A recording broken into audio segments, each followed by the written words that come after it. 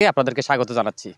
আমি এখন রয়েছি নোয়াখালী সুবর্ণচর উপজেলা একটি সূর্যমুখী ক্ষেতে। আমি আপনাদেরকে জানাতে চাই যে নোয়াখালী সুবর্ণচর উপজেলায় এবার কিন্তু দিন, দিন কিন্তু সূর্যমুখীর চাষের দিকে এগিয়ে রয়েছেন এবং কৃষকরা যেমনই হাসছে সূর্যমুখীর হাসি তেমনই হাসছেন কৃষক। কারণ এখানে সূর্যমুখী আবাদ করে চাষ করে কিন্তু কৃষকরা তাদের জীবন নির্বাহ করছে এবং এখান থেকে সূর্যমুখীর তেল দিয়ে দেশেও কিন্তু একটি তেলের চাহিদা পূরণ করছে। তো আমরা এখন সেই কৃষি ক্ষেতে সূর্যমুখী ক্ষেত থেকে আমরা জানতে চাইবো কৃষকের কিভাবে এটি চাষ করেছেন। উপজেলা কৃষি কর্মকর্তা জনাব হারুনুর রশিদ তিনিও আমাদের সাথে এখন যুক্ত হবেন। আমরা জানতে চাইবো তার কাছ থেকে তারা কিভাবে সহযোগিতা করছেন কৃষকদেরকে। সবকিছু নিয়ে আমরা আজকে এই নোয়াখালী সুবর্ণচরের সূর্যমুখী চাষ সম্পর্কে আপনাদেরকে তুলে ধরার চেষ্টা করব। ফসল ভালো হইলো, আমাদের ভাগ্যটা খারাপ হয়ে গেছে কি আমরা কিছু ওষুধ ব্যবসায়ীদের কারণে আমরা পোষা পাইতেছিলাম না, পোষা পাইনি।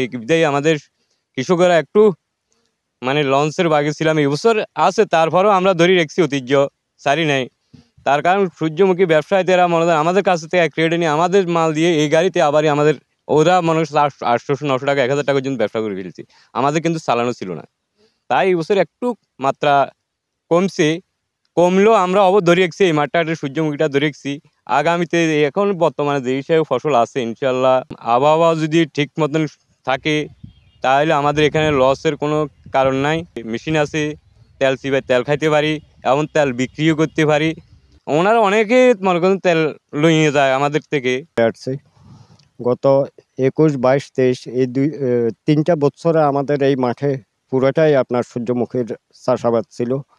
উপজেলা কৃষি অফিস থেকে আমাদেরকে সার, বীজ এবং আর্থিকও কিছু সহযোগিতা করেছেন। এই মাঠ সম্পূর্ণ খালি থাকতো। আপনি দেখবেন যে পাশের জমিনে সয়াবিন করছে, ওই দেখেন সয়াবিনের মাঠটা সম্পূর্ণ খালি। তো আমরা সূর্যমুখী আবাদ করলে আমাদের একদিকে হয় কি, জমি আমাদের চাষের আওতায় আসে এবং আমরা সূর্যমুখী থেকে যে এই লবণাক্ত জমিনে, এখানে পুরোটাই লবণের জমিন থেকে আমরা অতিরিক্ত একটা ফসল আমরা গড়ে উঠাইতে পারি। গত বছরের আগের বছর সূর্যমুখীর বাজার মূল্য ছিল প্রতি মণ 4000 টাকা। গত বছর কিছু অসাধু ব্যবসায়ীর কারণে বাজার মূল্য হয়ে গেছে 1600-1700 টাকা। তো এই বছর আমাদের এই মাঠে আমরা যারা কৃষকরা সূর্যমুখীর আবাদ করি, আমরা সবাই বর্গা চাষি। এখানে আমাদের নিজস্ব কোনো জমিন নাই। আমাদের জমিনের মালিক যারা, ওরাও একটু বাজার কম থাকাতে ওরা আমাদেরকে একটু চাপ সৃষ্টি করছে যে আপনারা সূর্যমুখী একটু কমাই করেন। তো কমাই করতে গিয়ে আসলে এই বছর এখানে কম হয়েছে। এরপরও আপনার প্রায় 11 একর এখন এখানে আছে। তো যদি এখন যেইভাবে আবহাওয়া, যদি বাজার মূল্য ভালো থাকে এবং আবহাওয়া অনুকূলে থাকে, তাহলে যেইভাবে ফসল আপনারা দেখতে পাচ্ছেন, এই যে ফসল, তাহলে ফসলও ভালো হবে। বাজার মূল্য যদি ভালো পায় তাহলে আমরাও উপকৃত হব। এবং সবচেয়ে ভালো হলো কি, সূর্যমুখী প্রতি মণ থেকে 14 থেকে 15 লিটার আপনার তৈল পাওয়া যায়। এই তৈল স্বাস্থ্যের পক্ষে খুবই ভালোকর। তৈল যদি রেগুলার খাওয়া যায় তাহলে যে আমাদের গ্যাস্ট্রিকের ট্যাবলেট একটা কথা আছে যে আমরা রেগুলার খাই, ওই ট্যাবলেট আর খাওয়া লাগে না। কথা বলবো উপসহকারী কৃষি কর্মকর্তা, কৃষকদেরকে গাইডলাইন দিয়ে থাকেন, বীজ দিয়ে থাকেন, এগুলা তিনি তদারকি করে থাকেন মাঠ পর্যায়ে। চাষ পদ্ধতি কেমন করে আপনারা এটা শুরু করেছেন এবং কৃষকদেরকে কি সহযোগিতা করছেন? যে সকল জমিগুলা উর্বর, ওই সকল জমিতে কৃষক তেল জাতীয় ফসলের মধ্যে আপনার সয়াবিন অথবা চীনাবাদাম এই দুইটা করে। আর যে সমস্ত জমিগুলো একটু নিচু, ওই সমস্ত জমিতে আমনের শেষে আমনের পরে আর বোরোর মাঝখান দিয়ে সরিষাটা করে, তখন একটা বাড়তি ফসল হিসেবে সরিষাটা নিয়ে যায়। তো সরিষার একটা বাড়তি তেল ফসল আমরা পাই। আর যে সমস্ত জমিতে একদমই কিছু হয় না লবণের কারণে, যেমন আপনি যদি এই জমিটার দিকে একটু খেয়াল করেন, দেখেন যে সয়াবিন লাগাইছিল কিন্তু আসলে হয় নাই। তো এরকম জমিতে, যেই জমিতে কিছুই হয় না, ওই রকম জমিতে আপনার সূর্যমুখী খুব ভালো হয়। তো সূর্যমুখীর তেলের দামটাও অনেক ভালো।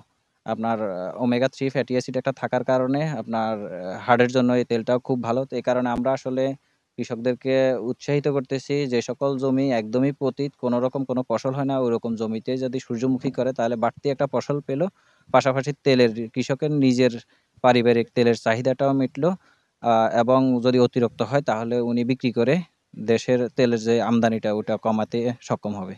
দর্শক, এই মুহূর্তে আমরা সুবর্ণচরের সূর্যমুখী নিয়ে কথা বলবো সুবর্ণচর উপজেলা কৃষি অফিসার জনাব হারুনুর রশিদের সাথে। আমরা জানতে চাইবো এই সুবর্ণচরে কত হেক্টর জমিতে সূর্যমুখী চাষ হয় এবং সূর্যমুখীগুলো এখানে স্থানীয়ভাবে ভাঙানোর কোনো মেশিন বা কারখানা রয়েছে কিনা, রক্ষণাবেক্ষণাগার রয়েছে কিনা, এবং কতটুকু সফলতা অর্জন করছে এই সূর্যমুখী চাষে কৃষকরা সুবর্ণচর থেকে?